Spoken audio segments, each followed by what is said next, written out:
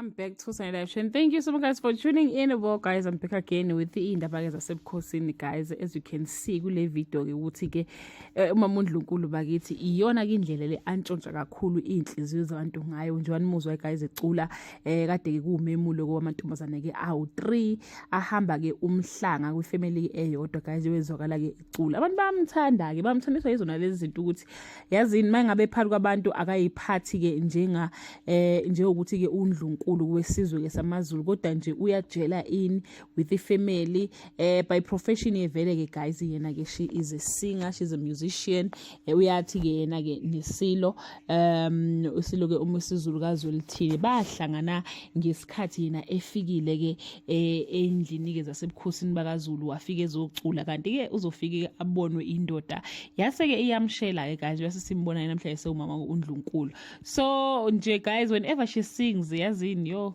uyangichaza mina bakithi unezwi limnandi and nje yazini there was this other song that she once sang ethi wemadoda sabelani nayo futhi wecula nje kamnandi uthandwa abantu kakhulu and ngiyabona ukuthi kungane ke abantu bemthanda bakithi uNdlunkulu ke uQueen Ntokozo kaMayisela ke Zulu. Bye.